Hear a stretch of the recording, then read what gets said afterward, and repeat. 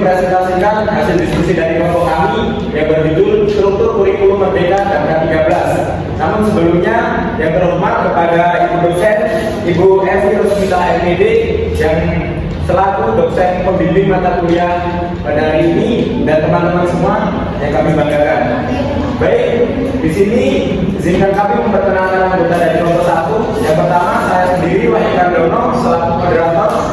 Untuk pemateri pertama yaitu Saudari Rifa Anissa, untuk pemateri kedua Saudari Aulia Pramudani, untuk pemateri ketiga Rena Widya Raja, untuk pemateri keempat Ega Sarsabila, untuk pemateri 5 Vera Ramayati, dan pemateri yang terakhir Angel Christina Guntur.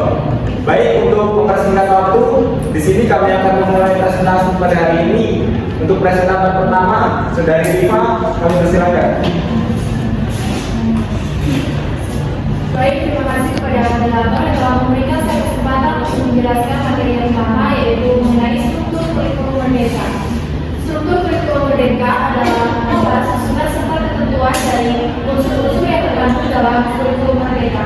Struktur kurikulum merdeka pada dasarnya didasari oleh 3 hal, yaitu berbasis kompetensi, pembelajaran yang fleksibel, dan juga karakter Pancasila. Mungkin itu saja yang dapat saya sampaikan. Saya kembalikan kepada moderator. Oke, baik, terima kasih kepada Saudari Ani Rifa. Untuk pemateri kedua, Saudari Aulia, silakan. Baik, di sini saya akan menjelaskan yaitu materi kedua. Kurikulum merdeka juga memiliki beberapa prinsip pengembangan struktur dan terdiri atas poin-poin sebagai berikut. Yang pertama ada struktur minimum. Struktur minimum adalah struktur yang dikembangkan oleh pemerintah pusat, namun dapat dikembangkan pula oleh program pemerintah satuan pendidikan. Yang kedua, otonomi. Otonomi bagi kurikulum merdeka memberikan kebebasan atau kemerdekaan bagi satuan institusi pendidikan. Yang ketiga, sederhana. Pengembangan kurikulum K13 dari kurikulum merdeka dibuat seminimal mungkin namun tetap signifikan. Yang terakhir ada gotong royong. Pengembangan kurikulum merdeka merupakan penggabungan kerjasama dari beberapa institusi pendidikan. Mungkin itu penjelasan saya berikan ke moderator. Baik, terima kasih untuk Saudari Aulia atas pemaparan materinya. Untuk materi yang ketiga akan disampaikan oleh Saudari Rena. Kepada Saudari Rena, saya persilakan. Baiklah, terima kasih kepada moderator. Di sini saya akan memaparkan materi selanjutnya yaitu tentang struktur kurikulum merdeka yang sesuai jenjang pendidikan berdasarkan aturan yang resmi dirilis oleh Kemendikbud. Yang pertama, struktur kurikulum merdeka belajar PAUD. Yang kedua, struktur kurikulum merdeka SD, SMP, SMA, dan MI/MT SMA. Yang ketiga, struktur kurikulum merdeka SMK atau MAK. Yang keempat, struktur kurikulum merdeka SDLB, SMPLB, SMALB. Yang terakhir, struktur kurikulum merdeka paket KBP. Mungkin itu saja, saya kembalikan kepada mereka. Baik, terima kasih atas pemaparan materinya. Untuk pemateri keempat akan disampaikan oleh Saudari Ega. Kepada Saudari Ega, silakan. Baik, terima kasih kepada moderator atas yang diberikan kepada saya. Di sini saya akan menyampaikan materi yang ke-4 mengenai struktur kurikulum K13. Yang pertama, kompetensi inti, yang kedua kompetensi dasar, ketiga muatan pembelajaran, keempat mata pelajaran, dan terakhir beban pelajaran. Mungkin hanya itu saja, saya kembalikan kepada moderator. Baik, terima kasih Saudari Ega atas pemaparan materinya. Untuk pemateri yang selanjutnya akan dibacakan oleh Saudari Lela. Kepada Saudari Lela, silakan. Terima kasih kepada moderator. Di sini saya akan melanjutkan materi yang kelima yaitu lokinan. Kurikulum 2013 adalah penyempurnaan dari kurikulum berbasis kompetensi yang menyempurnakan standar kompetensi lulusan dan dikembangkan sesuai kebutuhan kekinian Indonesia dan masa depan sesuai kebutuhan. Itu saja yang bisa saya sampaikan. Saya berikan kepada moderator. Terima kasih kepada Saudari Lela. Untuk pemateri terakhir akan disampaikan oleh Saudari Angel. Kepada Saudari Angel, silakan. Baiklah, di sini saya akan memberikan materi yang terakhir yaitu landasan kurikulum K13. Kurikulum 2013 dikembangkan berdasarkan ketentuan UID yang mewajibkan adanya pengembangan kurikulum baru, landasan filosofis, dan landasan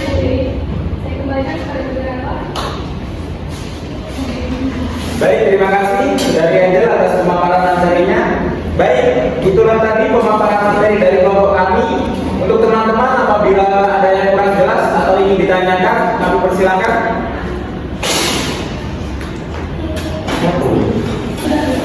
Baik, untuk Saudari Marinda, kami persilakan. Baik, terima kasih moderator atas kesempatannya. Nama saya Marinda dengan ujung NIM 007. Izin bertanya, pertanyaannya apa yang membedakan kelima struktur kurikulum merdeka pada setiap jenjang pendidikan?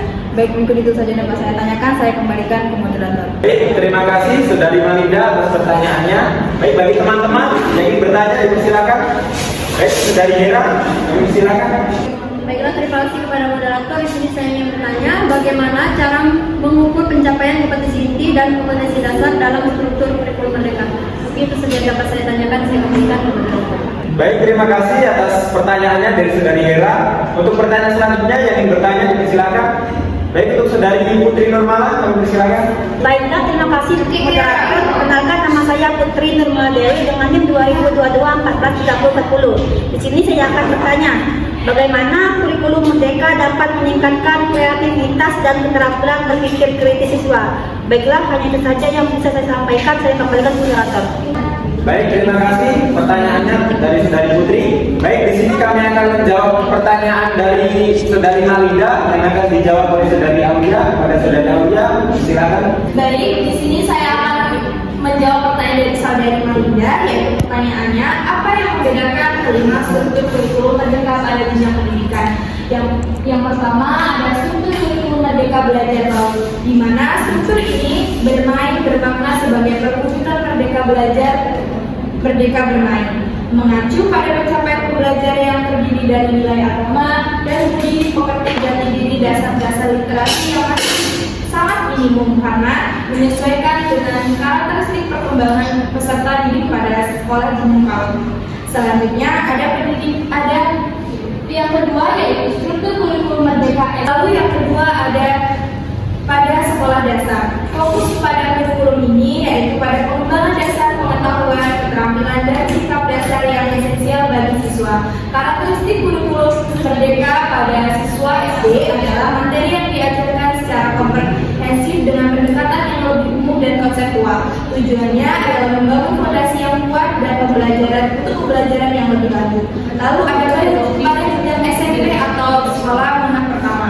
Kurikulum SMP bertujuan pada pendalaman memperluas pengetahuan serta keterampilan yang telah diperoleh di tingkat dasar. Karakteristik pada kurikulum ini adalah materi yang lebih spesifik dan struktur dengan penekanan dan penerapan konsep pada situasi yang nyata. Yang ketiga ada pada jenjang SMA, sekolah menengah atas. Fokus pada kurikulum ini yaitu pada pengembangan pengetahuan dan keterampilan yang lebih kompleks serta mempersiapkan siswa untuk kehidupan dewasa dan dunia kerja.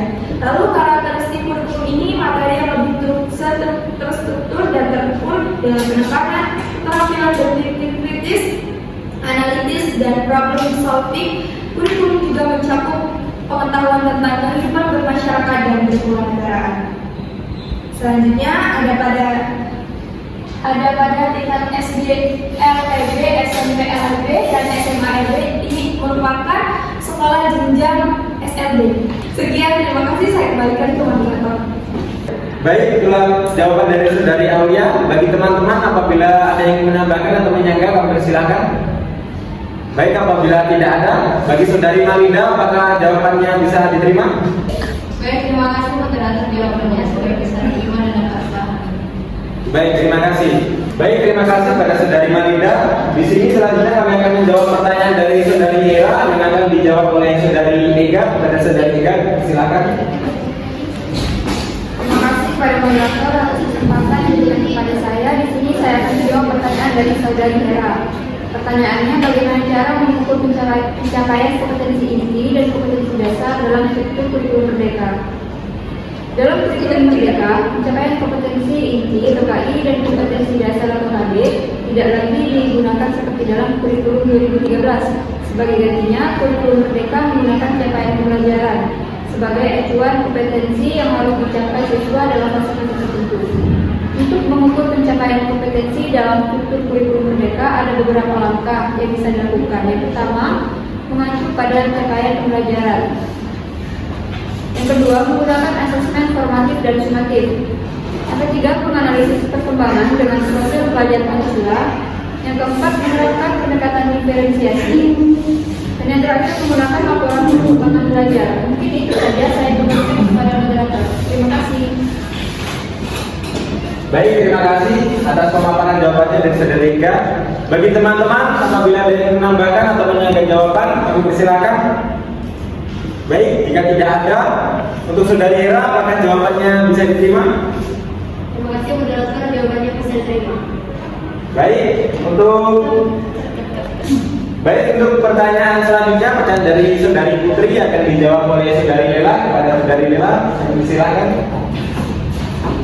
Terima kasih kepada moderator. Di sini saya akan menjawab pertanyaan dari Putri Nur Mahadewi. Pertanyaannya yaitu, bagaimana kurikulum merdeka dapat meningkatkan kreativitas dan keterampilan berpikir kritis siswa? Kurikulum merdeka dapat meningkatkan kreativitas dan keterampilan berpikir kritis siswa melalui pendekatan pembelajaran yang fleksibel, berbasis proyek, serta berorientasi pada pemecahan masalah. Dengan memberikan kebebasan kepada siswa untuk mengeksplorasi minat dan bakat mereka, kurikulum ini mendorong mereka untuk berpikir lebih mandiri dan inovatif. Pembelajaran berbasis proyek serta diskusi kelompok memungkinkan siswa untuk mengembangkan ide-ide kreatif dan mengasah kemampuan dalam menganalisis serta mengevaluasi informasi secara kritis. Itu saja yang dapat saya sampaikan. Saya kembalikan kepada moderator. Baik, terima kasih kepada saudari Lela atas pemaparan jawabannya. Bagi teman-teman, apabila ada yang menambahkan atau menyampaikan jawaban, kami persilakan. Baik, jika tidak ada, kepada saudari Putri, apakah jawabannya sudah jelas dan bisa diterima? Baik, terima kasih moderator, jawabannya sudah saya terima. Baik, terima kasih. Demikian presentasi dari kelompok kami. Apabila ada kurang dan lebihnya, kami mohon maaf, dan kepada Allah kami mohon maafnya. Kami akhiri. Wassalamualaikum warahmatullahi wabarakatuh. Waalaikumsalam.